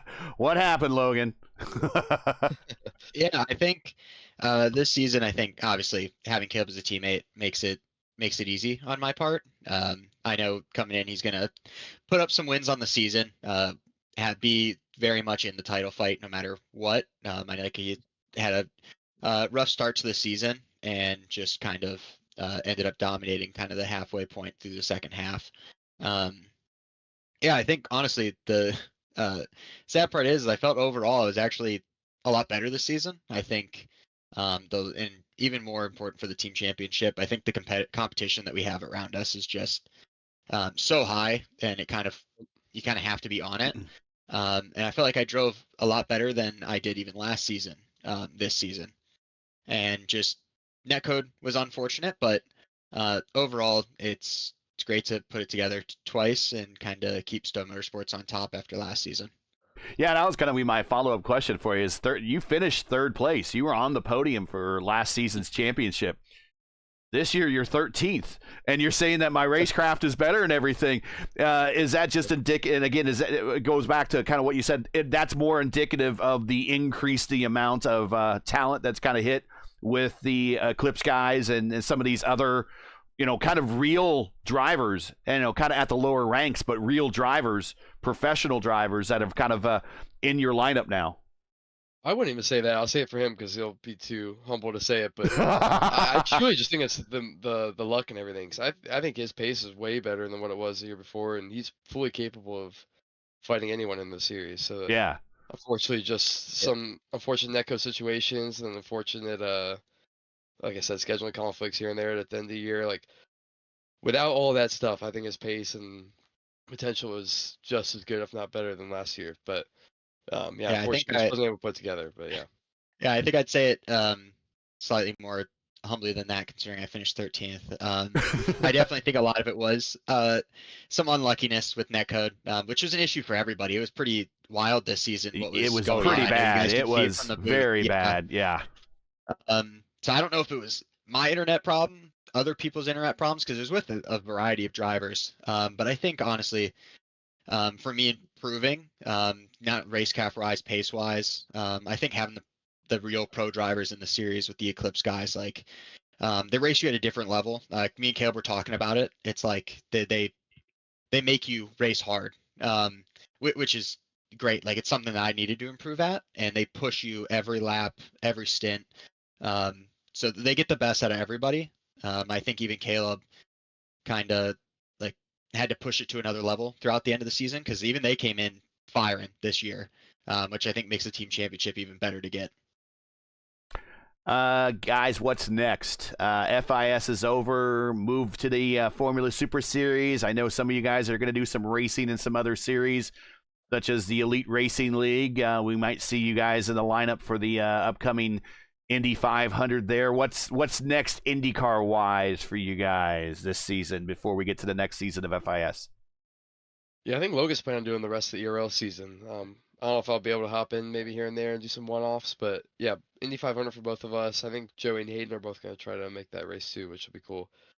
But yeah, it's unfortunate. If it were up to us, maybe we just do FIS, break FIS without the FSS. But yeah, we love IndyCar so much, and it's gonna be a little bit of a break here, but are looking forward to the next FIS season. Hopefully, some good results here and there throughout the rest of the year as well. Well, congratulations, fellas, on the team championship. You won by a pretty convincing margin over Eclipse, which is, you talked about it, not an easy thing to do. You guys won by 637 to 511, at least by our count here on Sim Racer Hub. So Congratulations. We'll go ahead and wrap up the portion with the team. Now, while I got both of you here, and before we get to Caleb for the champions interview, both of you guys are admins of the league. It's not often that you want to be the admin and champion of your league, but all things considered, I think really Caleb had the work for it. But talk about the league, guys. And I know Zach's not here, but we've had Zach in the booth before. Pretty impressive that you guys got 30 people showing up in a final race of the season. And for a lot of those people, there's no championship implications whatsoever. They're just here to race on a Wednesday night to have fun. And you guys consistently had 30 people show up just about for every single race, all week, all season long. I mean, that's certainly something certain to be proud about. But talk about the league and all you've done to kind of grow this thing. As it was kind of a rebel league at first when we first formed, right? Because we were forming on the heels of something else, right? And now we're into our 7th season. I mean, this is quite possibly one of the top 5 best leagues on the service, if not in the top 3 when it comes to competition wise, and the quality of drivers that you bring to the table when you start gritting up for a race. Yeah, I honestly, this far exceeded my expectations. I bet you Logan would probably say the same, but I mean, going into this year, we had a really good return season last time, obviously, but to get this type of turnout, every single race, even on some of the later ovals like last week, like just to have 30 cars from that is just crazy. And yeah, it just across the board, the competition as well, the depth of the field, it far exceeded expectations. So yeah, honestly, I was telling them earlier, this is probably one of the more satisfying championships I've ever had, simply because of just the level up and down, like what you have to do week in and week out to be up front, and just the level of competition that continually shows up week after week is just awesome. So yeah, I mean, I feel like we haven't really done that much to deserve it. I feel like it just comes down to having good people in the league and dedicated drivers and people, all a pretty good community of everyone that gets along relatively well, I think. So yeah, very, very proud of it for sure. Logan, I know one of the things I saw, I'll let you follow up on that one, Logan, also is that, also being an admin is a pretty thankless job, and you guys had to do race control. And for the most part, I thought that your guys' assessments on race control were very fair. And when a ruling was made, one of the things that I really didn't see in the FIS that you see in other leagues, it was just the complaining that people do when race control comes out. When you guys rule on something, most people are like, yeah, but I mean, but go ahead with your follow-up, Logan. I mean, that says something about kind of the quality of driver you have here. It's willing to accept and be a driver and accept the actions that they put forth on the racetrack. Yeah, and that follows up perfectly what I was going to say. I think we've built a great community in here. I don't think there's really much to a high level arguing publicly. I think everyone's really fair with each other, and especially race control wise, like we don't rule on our own incidents, we don't make comments. I think we rule it fair in all instances where I like to think we're consistent, and I think that helps. I know some leagues that we've been a part of, it's a bit up in the air of like, what was that call for? And I think we do a good job of staying clear of those, and that helps everyone. But yeah, I think being able to have 30 drivers show up to the final race of a season where so many people are not in a championship fight or in a points battle is really incredible, and something I know a lot of leagues are going to be looking for in their season, and they're halfway through a season. Yeah. Yep. A lot to be jealous of. I agree. Well, good job, guys. So I would imagine in this mini discussion is the state of the league address type thing. And as you can see, it's pretty healthy. And anybody looking to participate, to be part of the FSS coming up or the forthcoming FIS season, which might be September, we shall see. Make sure to learn more, to hit up the Discord or follow them on one of their socials, and all that information I put in the description for a reason. So anybody watching at home has any questions, hit them up and ask them. To learn more, everything there is in the description. Logan, congratulations on being on the championship team.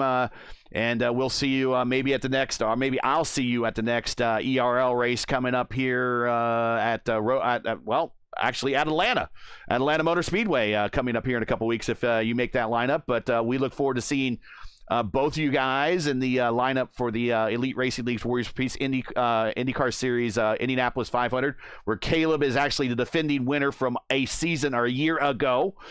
So we'll see if he can back that up. And Caleb, answer your DM that I sent you. Don't ghost me. And other than that, Logan, we'll let you go, and we will start our winners interview, our champions interview with Caleb. All right. Thank you, Gary. Thank you, Steven. No worries.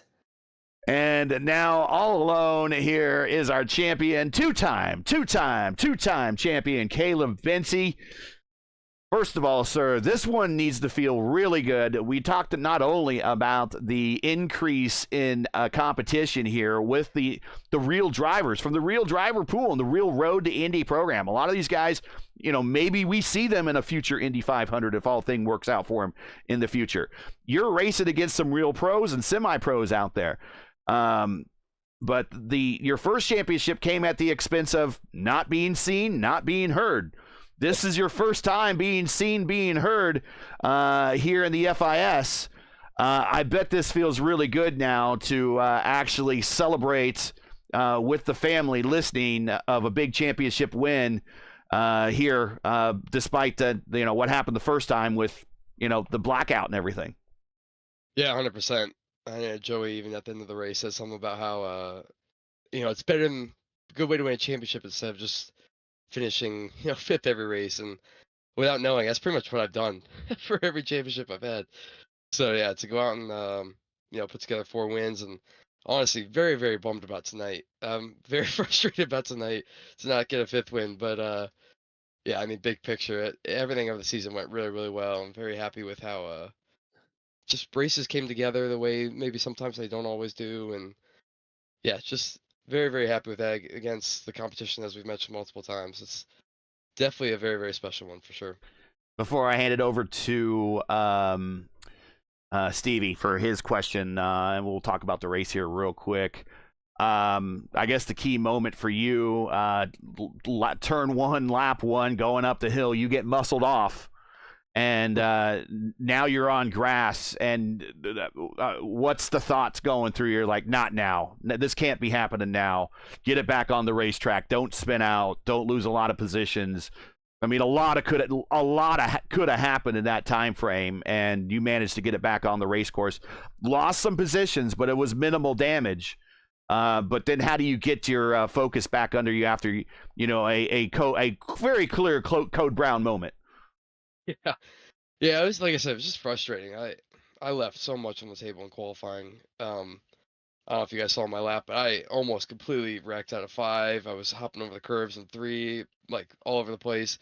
Just left so much time out there, so I was really bummed to not put that one together. But yeah, and then obviously turn 1, it was naturally understeery, but there was marbles on the track which I was not ready for at all, and I think me and the 3 other cars behind me also went off.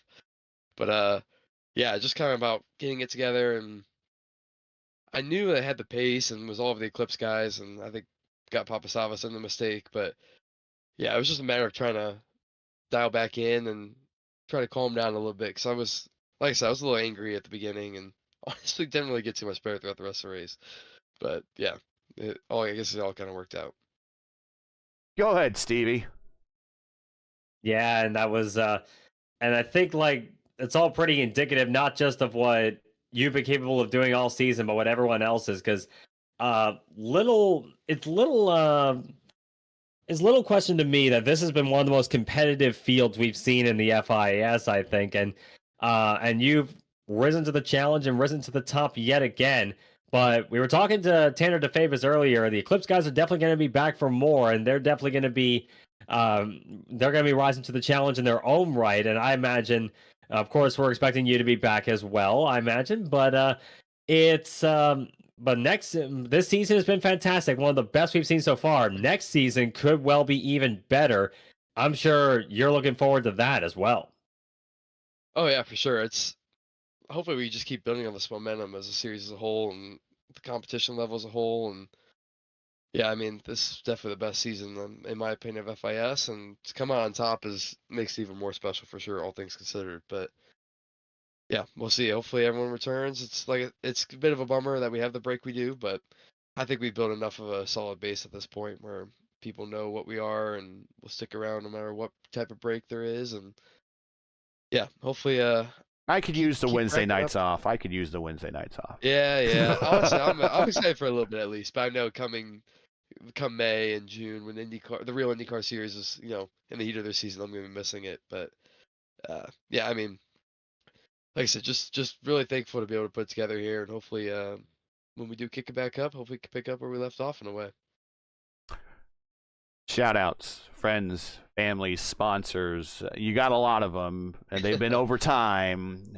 We know the fam's watching. We know grandma, grandpa's watching. No mom and dad's out there. We got some other people shouting you out in chat. Long list of sponsors that have supported you and your time over sim racing, whether it be a championship back in the old TI League, back in the old RIL. Now getting, I would say this is probably your biggest championship today. Not your biggest win. I think your biggest win still is that ERL Indy 500 win. But your biggest championship, I think it's this one right here. So take all the time you need. It's important to get those people that have been so supportive of you over many, many years. Get those people in. So go right ahead. Take all the time you need. Yeah. Obviously, as you said, it's crazy that we're coming on, or probably almost actually 5 years of doing this online, and about 5 years as well, the broadcast races and stuff. And I know my family, my grandparents have probably watched, I'm guessing probably over 90% of them. So thankful to still be in these positions where I can put them up front and make it exciting for them to watch and put together some wins, some championships like this. So you can always can never thank them enough for all the support, and makes it all a lot more fun to be able to get together next time at dinner or whatever and get to talk about these races and stuff. So yeah, add it to the list of cool moments here for this one. But yeah, Amigo Sakira, as always, I say it every week, but if you're ever in the Northeast Ohio, please go check him out. Fantastic food. Joey Selman's motorsports art as well. Go check him out, make some great stuff. And yeah, thanks to you guys as well for putting this on every week and giving them the opportunity to watch it and follow along. And yeah, just pretty special to put these all together. These seasons are very tough, and yeah, it can weigh heavy at times and get a little down, I guess, when you don't think the pace is there at times or whatever it may be. And yeah, just to be able to put it all together like this as the competitive year, as we've had multiple times at this point, is just really, really awesome though. So very thankful for everyone involved and all my teammates as well, Joey, Hayden, all the associate ones, Gavin, Zach, all the above, Cody, whatever, Dakota, all them. Yeah, just have a fantastic time with the series, fantastic time with all them, and yeah, just have a great time with this, and thankful to be able to do it. Well, it's thanks for having us here. This is, I was kind of hoping that I could pry out of Zach or you or one of what the schedule for the next season, so we know what date it is and the first race is, and all I got is maybe early September, and I'm like, oh, but this is really, I genuinely have no idea. This is not a clue. This is my favorite league, and I'm looking forward to having my Wednesday back so I can go back and watch my wrestling and everything for a little bit. But this is truly my favorite league. I've been here since the beginning. I watched you guys since the beginning. If there's one league that I'm not doing the play-by-play of, that I should be doing other than the Indy Oval Series is you guys, because I've been here since the beginning, and I love this league. I love everything you've done with it. I love the growth. I love the momentum that you guys had of this. I love the driver pool. I love everything about it, and I'm gonna miss it here, just like you will. when we get a couple Wednesdays from now, I'm like, shouldn't I be doing something tonight? And then, okay, it's the off season, and I gotta wait until the next season. So I'm gonna be very much waiting for the next schedule so we can start planning and getting thumbnails and all the good stuff that we do to prep for a season. for the next season of the FIS. But I want to thank you once again for having me here and following us over to the new channel, being a part of the new channel, an important part of the new channel, no less. And man, we are really looking forward to season 8, and we hope that we can be right here on P1. Oh yeah, we love to have you guys, and you guys do a fantastic job. So yeah, happy to have all the people we do involved, and just thankful for it all being the way it is, I guess. So yeah, we cannot wait for the next season as well. He's a champ, two-time champion. Now, Caleb Bency, we'll see you as you get to wear that crown until we crown another champion at the end of season 8, whenever that might be.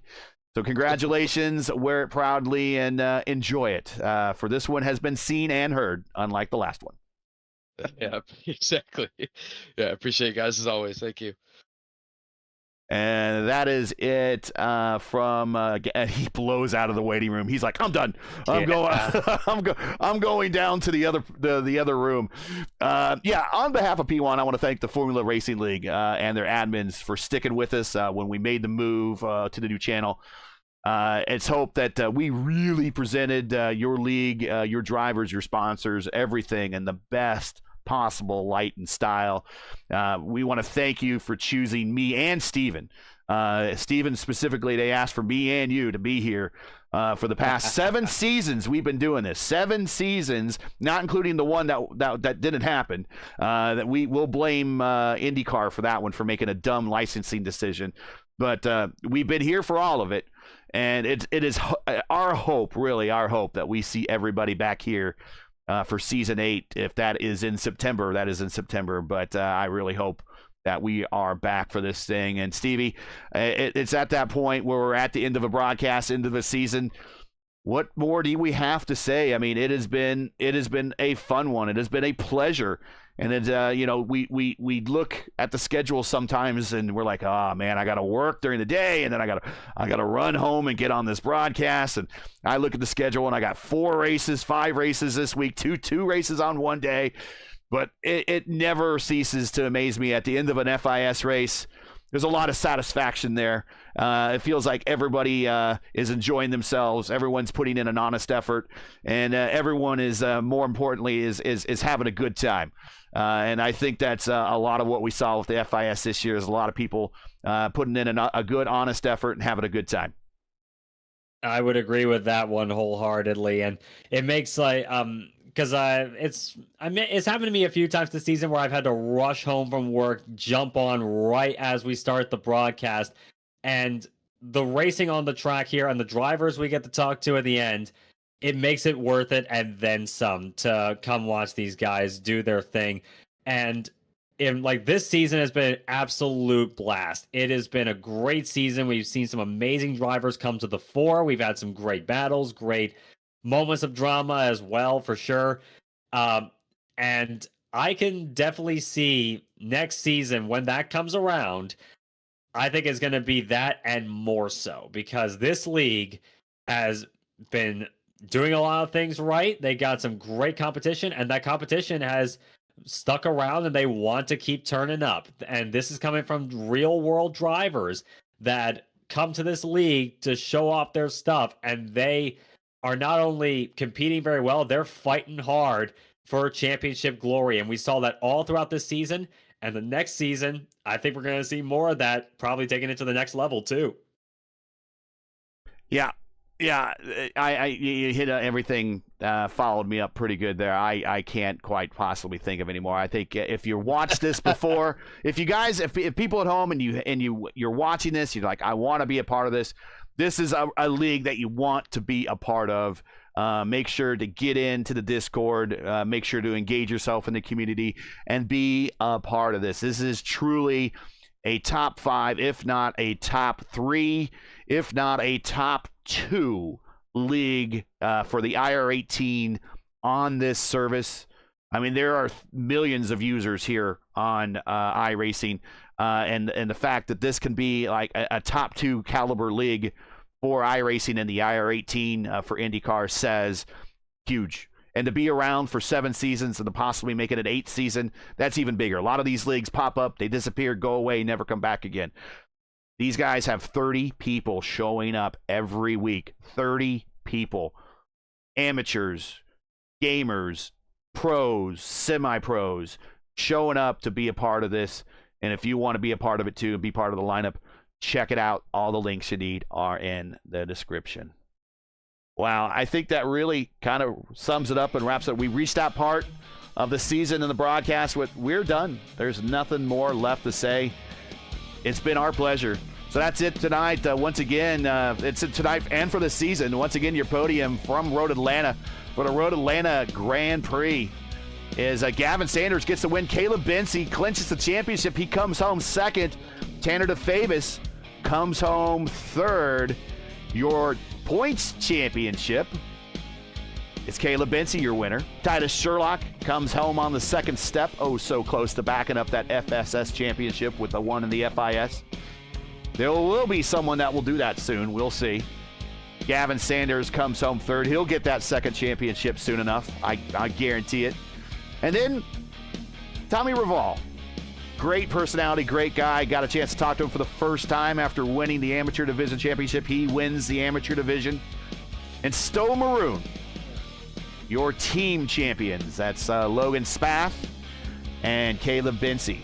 Those are your team championship champions after, this season. So you could join the Formula Indy Series again on May 12th for the first round of their Formula Super Series. You can find coverage of the FSS over on the Turn 200. That's Turn 200 YouTube channel.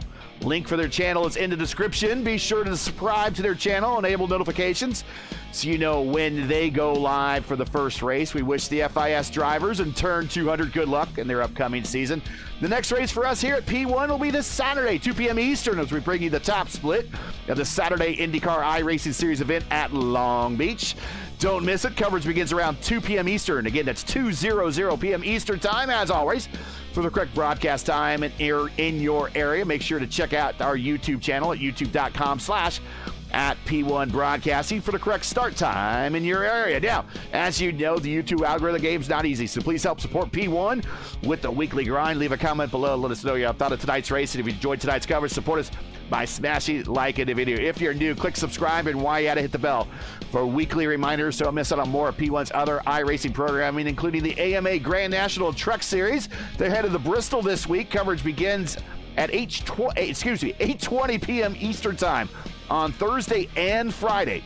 And it will be Championship Sunday in the Podium Indy Oval Series with a winner-take-all race for the top two in points at Indianapolis. That is this Sunday at 7:50 p.m. Eastern time. There's still plenty of racing to go on, and you can catch it all right here on P1 this week.